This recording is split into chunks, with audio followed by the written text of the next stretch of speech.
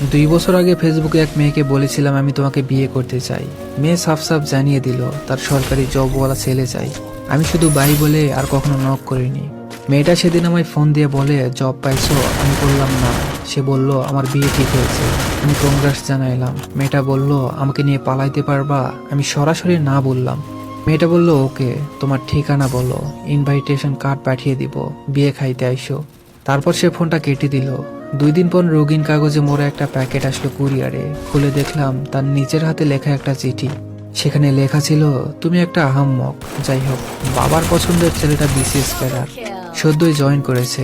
এবারের 43তমতে, foreign cadre, অনেক বেতন, অনেক স্মার্ট। তোমার থেকে মাশাআল্লাহ দেখতে সুন্দর। মাথায় অবশ্য তোমার মতো এলোমেলো চুল নেই, সামান্য টাক, তবে খুব গোছালো। আমাকে আশ্বাস দিয়েছে খুব আদরে রাখবে, আশীর্বাদে আমায় গহনায় মরিয়ে দিবে বলেছে। আমাকে সে রানী করে রাখবে, তার বাড়িতে কোনো কাজ করতে হবে না আমাকে। ধুর, খালি ওকে নিয়ে বক বক করে যাচ্ছি। আচ্ছা, তুমি কি সেই গল্পটা লেখা শেষ করেছো যেটা তুমি আমাকে নিয়ে লিখতে চেয়েছিলে, নাকি আমার পাত্তা না পেয়ে সেই গল্পটা ছেড়েই দিয়েছো? এবার গল্পটা কিন্তু অবশ্যই লিখবা।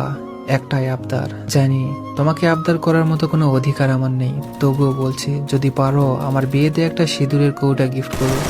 অল্প দাম দিয়ে কিনো। তোমার হাতে সিঁদুর পরাটা আমার কপালে ছিল না হয়তো, কিন্তু তোমার দেয়া কাটায় সিঁদুর রাখতে তোমার নিশ্চয়ই আপত্তি থাকবে না। ইতি, অবনী। চিঠিখানা পড়ে খুব আশ্চর্য হলাম, এদিকে ভালোও লাগলো।